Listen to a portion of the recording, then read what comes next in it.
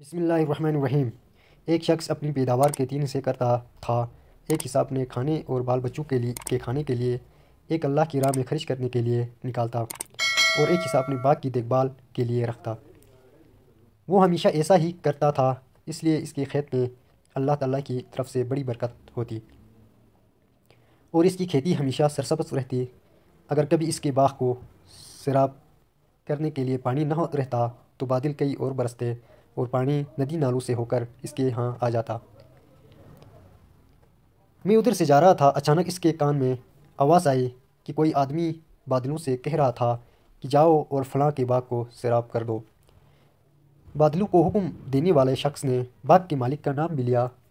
चुनांचे वो बादल वहाँ से हटकर एक पथरीली ज़मीन पर खूब मूसलाधार बारिश बरसाई। वो पानी बहकर एक नहर में जा पहुँचा और नहर से आदमी के बाग में आती थी। अब वो आदमी जो जंगल में बादलों का मंजर देख रहा था, वो इस बहते हुए पानी के साथ साथ चल पड़ा, ये देखने की आखिर ये पानी किसकी बाग को सैराब करता है, आखिर ये माजरा क्या है और ये किस बुज़ुर्ग की करामात है।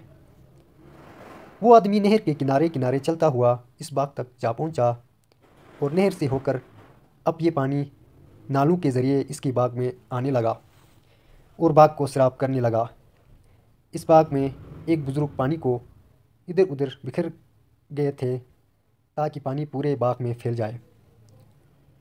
इस राहगीर मुसाफिर ने इससे दरियाफ़्त किया कि हज़रत, आपका नाम क्या है।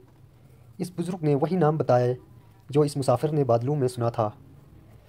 बुज़ुर्ग ने पूछा कि भाई, आप मेरा नाम क्यों दरियाफ़्त कर रहे हैं, कि आपको मुझसे कोई काम है। इस मुसाफिर ने बताया कि मैं जंगल से गुज़र रहा था, वहाँ मैंने एक अजीब मंज़र देखा कि कोई आदमी बादलों से कह रहा था कि वो आपके बाग को जाकर सैराब कर दे। इस आदमी ने आपका नाम बताया था। वो बादल कहीं और बरसा, लेकिन नहर के ज़रिए पानी आपके बाग में आ पहुँचा। ये अजीब व गरीब मंज़र देखकर इसकी हकीकत जानने के लिए इस बहते पानी के साथ साथ चलता आया कि देखूं क्या वो कैसे बुज़ुर्ग है जिन पर ये ख़ास नज़र रहमत है। फिर इस मुसाफिर ने पूछा कि हज़रत, आप क्या करते हैं, कि इस बाग को सैराब करने का गैबी इंतज़ाम हो जाता है। इस पर इन बुज़ुर्ग ने बताया, इस बाग से मुझे जो कुछ भी मिलता है मैं इसके 3 हिस्से करता हूँ। एक हिस्सा अपनी औलाद के लिए, एक हिस्सा अल्लाह की राह में खर्च करता हूँ और एक हिस्सा इस बाग की देखभाल के लिए।